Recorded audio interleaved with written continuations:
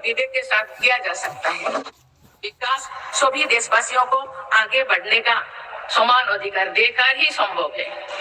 इसलिए आज देश वुमेन लेड डेवलपमेंट के मंत्र के साथ आगे बढ़ रहा है। मेरी सरकार ने महिलाओं के लिए समर्पित विशेष योजनाएं बनाए हैं और साथ ही अन्य योजनाओं के केंद्र में भी महिलाओं को रखा है। प्रधानमंत्री आवास योजना से लेकर जल जीवन मिशन तो हर योजना में महिला लाभार्थियों को बड़ी वरीयता मिली है। देश के विकास में महिलाओं की भागीदारी बढ़ाने के लिए मेरी सरकार ने 10 करोड़ महिलाओं को स्वयं सहायता समूह से जोड़ा है। आज देश में लखपति दीदियों की संख्या 2 करोड़ से ज्यादा हो चुका है। बीते एक वर्ष में ही 60 लाख से ज्यादा महिलाएं लखपति दीदी बनी है।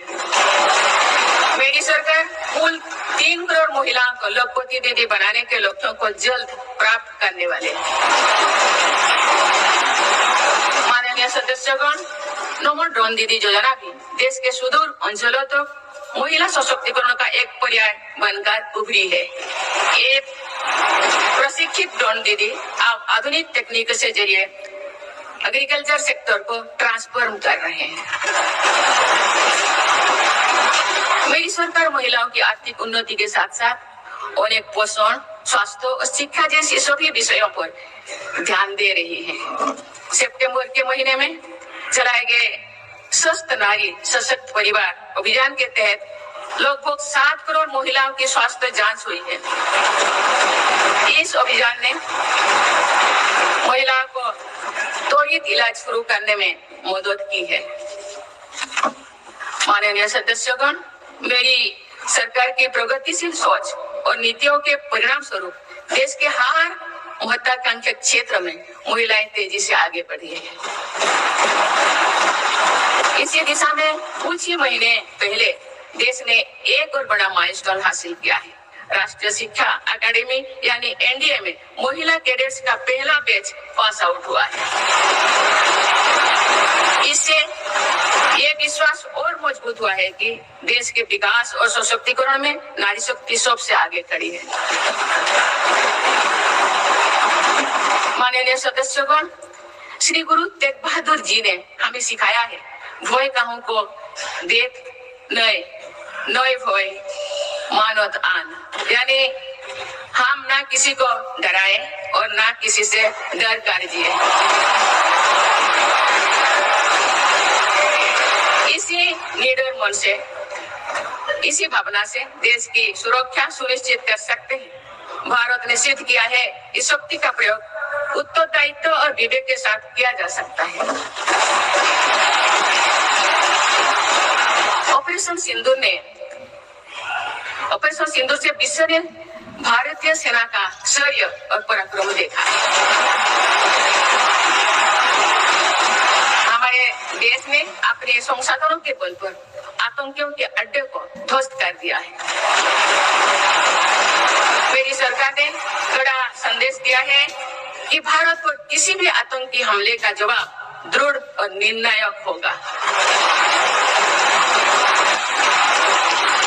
सिद्धू जल समझौते को स्थगित किया जाना भी आतंकवाद के विरुद्ध हमारी लड़ाई के सुदर्शन चक्र पर भी काम हो रहा है। माननीय सदस्यगण, मेरी सरकार की नीतियों के अनुरूप सुरक्षा बलों ने माओवादी आतंक पर भी निर्णायक कार्रवाई की है। वर्षों तो देश के 126 जिलों में सुरक्षा, भय और अविश्वास का वातावरण था। माओवादी विचारधारा ने कई पीढ़ियों का भविष्य अंधकार में डाल दिया। इसका सबसे ज्यादा नुकसान हमारे युवाओं, आदिवासी और दलित भाई बहनों को हुआ। आज माओवादी आतंक की चुनौती 126 जिलों से घटकर 8 जिलों तक सीमित हो गई है। इनमें भी 3 जिले ही ऐसे हैं जो गंभीर रूप से प्रभावित है। इस एक साल में माओवादी से जुड़े लगभग 2000 लोगों ने आत्मसमर्पण किया है। इससे लाखों नागरिकों के जीवन में शांति लौटी है। माओवादी से प्रभावित रहे इलाकों में परिवर्तन को आज पूरे देश देख रहा है। बीजापुर के एक गांव में 26 साल बाद बस पहुंची तो लोगों ने इसे उत्सव की तरह खुशी मनाई। बस्तर ओलंपिक में युवा बढ़ चढ़कर हिस्सा ले रहे हैं। हथियार छोड़ चुके व्यक्ति आप जगदलपुर में पंडुम कैफे में लोगों की सेवा कर रहे हैं। माननीय सदस्यगण, मेरी सरकार ये सुनिश्चित कर रही है कि जो लोग हथियार छोड़कर मुख्यधारा से जुड़े हैं उनका जीवन पटरी पर लौटे। वो दिन दूर नहीं जो देश से आतंक पूरी तरह से समाप्त हो जाए।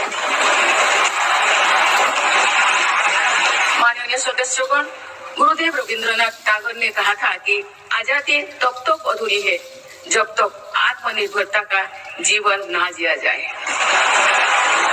मेरी सरकार भारत को आत्मनिर्भर बनाने की दिशा में निरंतर और ठोस प्रयास कर रहे हैं।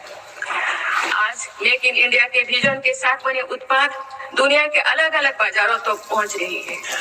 स्वदेशी को लेकर भी देशवासियों में बहुत उत्साह है। माननीय सदस्यगण, पीएलआई योजना से अभी तक लगभग 2 लाख करोड़ रुपया का निवेश आकर्षित हुआ है। साथ ही 17 लाख करोड़ रुपए से अधिक का उत्पादन हुआ है। भारत का इलेक्ट्रॉनिक सेक्टर अभूतपूर्व गति से विकास कर रहा है। बीते 11 वर्षों में इलेक्ट्रॉनिक्स प्रोडक्शन में 6 गुना वृद्धि हुई है। आज ये 11 लाख करोड़ रुपया का हो चुका है। वर्ष 2025 में भारत का डिफेंस प्रोडक्शन 1.5 लाख करोड़ रुपया से पार हो चुका है और डिफेंस एक्सपोर्ट भी रिकॉर्ड 23,000 करोड़ रुपया से ऊपर चल गया है। ऑपरेशन सिंदूर के बाद made in India defence platform पर भरोसा मजबूत हुआ है। माननीय सदस्यगण, निवेश और निर्यात के मामले में भारत की वैश्विक हिस्सेदारी निरंतर बढ़ रही है। बीते 11 वर्षों में भारत में लगभग $750 बिलियन का एफडीआई आया है। मेरी सरकार भारत में नई सेक्टर्स को प्रोत्साहित दे रही है। आधुनिक मैन्युफैक्चरिंग और भविष्य की टेक्नोलॉजी के लिए माइक्रोचिप में आत्मनिर्भरता बहुत आवश्यक है। वर्ष 2025 में 4 और सेमीकंडक्टर मैन्युफैक्चरिंग यूनिट को मंजूरी दी गई है। भारत में 10 ऐसे फैक्ट्रियां आने वाले समय में अपना काम शुरू करने वाली है। भारत अब नानो चिप निर्माण के लिए भी बड़े कदम उठा रहे हैं। माननीय सदस्यगण, चिप के अलावा एक और बहुत बड़ा क्षेत्र है जिसको लेकर मेरी सरकार ने मिशन मोड पर काम शुरू किया है। राष्ट्रीय क्रिटिकल मिनरल्स मिशन से जरूरी मिनरल के लिए विदेशों पर निर्भरता को कम किया जा रहा है। माननीय सदस्यगण, अतीत में भारत समुद्री व्यापार की एक महाशक्ति हुआ करता था, लेकिन गुलामी के बाद दशकों की उपेक्षा के कारण आज भारत का 95% व्यापार विदेशी जहाजों पर होता है। इस पर हर वर्ष 6 लाख करोड़ रुपए से अधिक खर्च होते हैं। मेरी सरकार इस स्थिति से देश को बाहर निकालने में जुटी है। शिपिंग सेक्टर के लिए सरकार ने करीब 70,000 करोड़ रुपया का ऐतिहासिक पैकेज घोषित किया है। बड़े जहाजों को इंफ्रास्ट्रक्चर का स्टेटस दिया गया है। इतना ही नहीं, शिपिंग से जुड़ी पुराने कानूनों को भी वर्तमान जरूरतों के हिसाब से बदला गया है। क्योंकि एक राष्ट्र जब सपने देखता है तो उन सपनों का दृष्टा भी उस राष्ट्र का युवा होता है और उनका निर्माता भी वही युवा होता है। आपको ये जानकर खुशी होगी कि बीते 11 वर्षों में के दौरान देश में सिर्फ इलेक्ट्रॉनिक मैन्युफैक्चरिंग सेक्टर में 25 लाख से अधिक नई रोजगार सृजित हुई है। मेरी सरकार की नीतियों के कारण आज देश में कई नए सेक्टर्स का भी उदय हो रहा है। Semiconductor, green energy, green hydrogen जैसे इन क्षेत्रों में नए रोजगार बन रहे हैं। माननीय सदस्यगण, मेरी सरकार ने बीते वर्षों में आधुनिक इंफ्रास्ट्रक्चर के निर्माण पर 50 लाख करोड़ से अधिक राशि खर्च की है। इंफ्रास्ट्रक्चर पर हुई इस निवेश ने युवाओं के लिए बड़ी संख्या में रोजगार का निर्माण किया है। माननीय सदस्यगण, आज भारत के युवा मन में हम एक और सकारात्मक बदलाव देख रहे हैं। देश का युवा आत्मनिर्भर भारत, स्वदेशी और मेक इन इंडिया को अपनी जिम्मेदारी मान रहे हैं। मुद्रा योजना जैसे प्रयास इन युवाओं में उद्यमिता और स्वरोजगार की भावना को बढ़ावा दे रहे हैं। इस स्कीम के तहत अभी तक 38 लाख करोड़ रुपए से अधिक का फंड छोटे छोटे उद्यमियों को मिला है। करीब 12 करोड़ से अधिक लोन पहली बार स्वरोजगार शुरू करने के लिए दिए गए हैं। इसी तरह पीएम विश्वकर्मा योजना के तहत देश के 20 लाख से अधिक कारीगरों को ट्रेनिंग और बैंक से मदद दी जा रही है। पीएम स्वनिधि योजना के तहत भी रेडी फुटपाथ पर काम करने वाले 72 लाख लोगों को 16,000 करोड़ रुपया की मदद मिल चुकी है। माननीय सदस्यगण, अभी हाल ही में स्टार्टअप इंडिया प्रोग्राम ने अपने 10 लाख पूरे किए हैं। इन 10 साल पूरे किए हैं। इन 10 वर्षों में भारत दुनिया का तीसरा बड़ा स्टार्टअप इकोसिस्टम बन गया है। एक दशक पहले तो देश में 500 से भी कम स्टार्टअप थे। आज देश में लगभग 2 लाख स्टार्टअप पंजीकृत हो चुके हैं। पिछले साल ही करीब 50,000 नए स्टार्टअप पंजीकृत हुई है। हमारे स्टार्टअप नेटवर्क में 20 लाख से अधिक युवा काम कर रहे हैं। इन स्टार्टअप्स में से 45% में कम से कम एक डायरेक्टर महिला है। माननीय सदस्यगण, बीते एक वर्ष में विभिन्न रोजगार मेले के माध्यम से मेरी सरकार ने लाखों युवाओं को पक्की नौकरी दी है। प्राइवेट सेक्टर में भी 1 लाख करोड़ रुपए के बजट की प्रधानमंत्री विकसित भारत रोजगार योजना लागू की गई। इसके तहत 3.5 करोड़ नए रोजगार सृजित किए जा रहे हैं। मेरी सरकार के प्रयासों से आईटी सर्विस, इलेक्ट्रॉनिक्स मैन्युफैक्चरिंग और ग्लोबल कैपेबिलिटी सेंटर्स में भी 1 करोड़ से अधिक युवाओं को रोजगार मिला है। माननीय सदस्यगण, बीते वर्ष देश में 1 लाख से ज्यादा मोबाइल टावर्स के जरिए 4G और 5G नेटवर्क को देश के कोने कोने तक पहुंचाया गया है। डिजिटल इंडिया के विस्तार ने भारत को हजारों करोड़ की क्रिएटिव इकोनॉमी के एक बड़े ग्लोबल सेंटर के रूप में पहुंचाना दी गई है। क्रिएटिव इकोनॉमी को और गति देने के लिए मेरी सरकार ने वेब्स का नया प्लेटफॉर्म भी बनाया है। माननीय सदस्यों, आज टेक्नोलॉजी तेजी से बदल रही है। इसके कारण जॉब्स का नेचर भी तेजी से बदलता जा रहा है। इसीलिए नेशनल एजुकेशन पॉलिसी को वर्तमान और भविष्य की जरूरतों के हिसाब से तैयार किया गया है। आज स्कूल के स्तर में से भी बच्चों में टेक्नोलॉजी और इनोवेशन का माइंडसेट बनाया जा रहा है। इससे अटल इनोवेशन मिशन प्रभावी काम कर रहे हैं। अभी तक देश भर में 1 करोड़ से अधिक विद्यार्थियों को अटल टिंकरिंग लैब्स का फाउंडेशन के माध्यम से भी रिसर्च और डेवलपमेंट के कल्चर को गति मिल रही है। माननीय सदस्यगण, देश के आईटीआई नेटवर्क को अपग्रेड करने के लिए 1000 आईटीआई को फ्यूचर रेडी बनाया जा रहा है। इस पर पीएम सेतु योजना के तहत 60,000 करोड़ रुपया खर्च किए जा चुके हैं। मेरी सरकार आधुनिक टेक्नोलॉजी के लिए एक इंडस्ट्री रेडी वर्कफोर्स तैयार कर रही है। अब तो 60,000 युवाओं को सेमीकंडक्टर उद्योग के लिए प्रशिक्षित किया जा चुका है। 10 लाख युवाओं को एआई के क्षेत्र में प्रशिक्षण दिया जा रहा है। माननीय सदस्यगण, आज एआई के दुरुपयोग से पैदा हो रहे क्षेत्र के विषय में गंभीर होना बहुत आवश्यक है। डीप फेक, मिस इन्फॉर्मेशन और फेक कंटेंट लोकतंत्र, सामाजिक सौहार्द और जनता के विश्वास के लिए बड़ा खतरा बनते जा रहे हैं। इस गंभीर विषय पर आप सभी को मिलकर विचार करना चाहिए।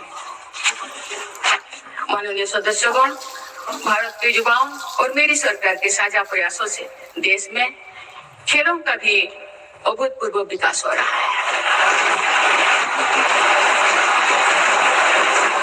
जिस प्रकार हमारे बेटियों का और हमारे दिव्यांग साथियों का प्रदर्शन हो रहा है वो शानदार है। भारत की महिला क्रिकेट टीम ने पहली बार विश्व कप जीता।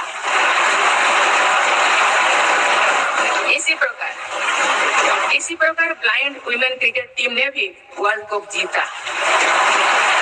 मैं अपनी बेटियों को बहुत बहुत शुभकामनाएं देती हूँ। इसी तरह आगे बढ़ते रहे। माननीय सदस्यगण, बीते दशक में भारत में खेल से जुड़े हर व्यवस्था में रिफॉर्म किए गए। मेरी सरकार ने खेलो भारत नीति बनाए हैं और खेलों से जुड़े संस्थानों को पारदर्शी बनाया जा रहा है। हमारी तैयारियां और आत्मविश्वास का परिणाम है कि भारत को 2030 कॉमनवेल्थ गेम्स की मेजबानी का दायित्व दिया जा रहा है। आप सबको सहयोग करना है। मुझे विश्वास है कि देश की एक समर्थ युवा शक्ति विकसित भारत के निर्माण में निर्णायक भूमिका निभाएगी। मेरी सरकार ने देश की युवा शक्ति को राष्ट्र चिंतन से जोड़ने के लिए Viksit Bharat young leaders dialogue platform भी शुरू किया है। इस वर्ष इस मंच से करीब 50 लाख नौजवानों ने रजिस्ट्रेशन किया। अभी तक माई भारत संगठन से भी करीब 2 करोड़ युवा जुड़ चुके हैं। माननीय सदस्यगण, आप सब जानते हैं कि इस समय विश्व एक कठिन कालखंड से गुजर रहा है। लंबे समय से चले आ रहे वैश्विक समीकरण भी आज बदल रही है। युद्ध की अनिश्चितताओं ने भी वैश्विक स्थिरता और वैश्विक अर्थव्यवस्था को संकट में डाल रखा है। इन सब परिस्थितियों के बीच भी भारत तेज गति से विकास के राह पर आगे बढ़ रहा है। भारत की इस सफलता के पीछे मेरी सरकार की संतुलित विदेश नीति और दूरगामी सोच की बड़ी भूमिका है। माननीय सदस्यगण, वर्तमान की जटिल वैश्विक परिस्थितियों में भारत विश्व में एक सेतु की भूमिका निभा रहा है। जितने देश भी महत्वपूर्ण मुद्दों को लेकर भारत पर अपना भरोसा व्यक्त करते हैं।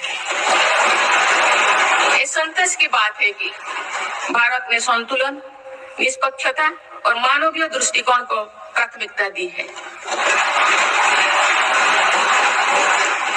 इनके बाद भी इंडिया फर्स्ट के संकल्प को अटल बनाए रखा। माननीय सदस्यगण, भारत ने पूरे विश्व में ग्लोबल साउथ की आवाज को और मुखरता से तेज किया है। इनमें अफ्रीका और लैटिन अमेरिका सहित ऐसे सभी भूभागों में नए पार्टनरशिप बनाए हैं और पुराने संबंधों को मजबूती दी है। भारत ने बिम्स्टेक, G20, ब्रिक्स, एशिया और अन्य अंतर्राष्ट्रीय मंचों पर अपनी उपस्थिति को भी लगातार मजबूत बनाया है। माननीय सदस्यगण, भारत का हमेशा ये मानना रहा है कि ग्लोबल पॉलिटिक्स और कोऑपरेशन का अंतिम ध्येय मानवता की सेवा होना चाहिए। देश ने अपने एक्शन से इसके प्रेरणादायक उदाहरण भी पेश किए हैं। Latin America, south east Asia, Pacific islands और पड़ोसी देशों में संकट के समय आगे आकर हर संभव सहायता पहुंचाए।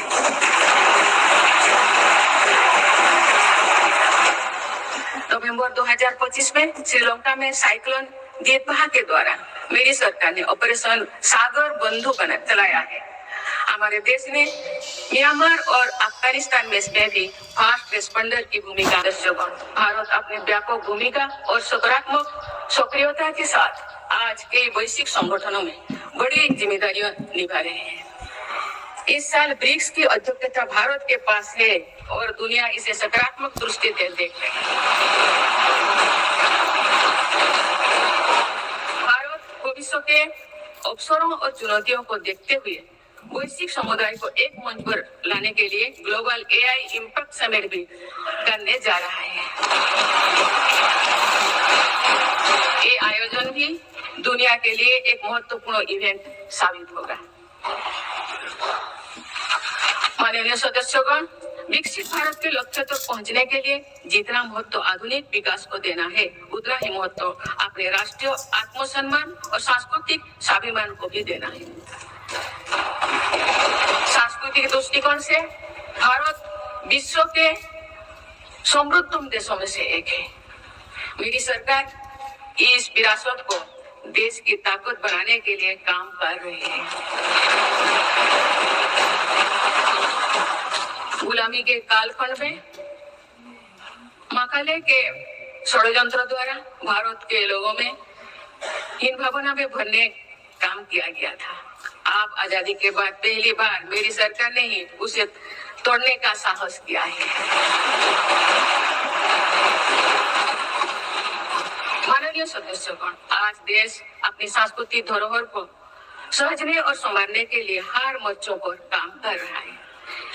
इसी दिशा में मेरी सरकार के प्रयासों से 100 वर्षों बाद भगवान बुद्ध के पवित्र अवशेष वापस भारत लौटे।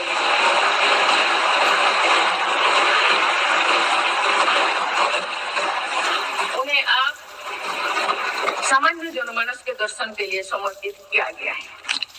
इस वर्ष सौराष्ट्र के सोमनाथ मंदिर के नवनिर्माण के 75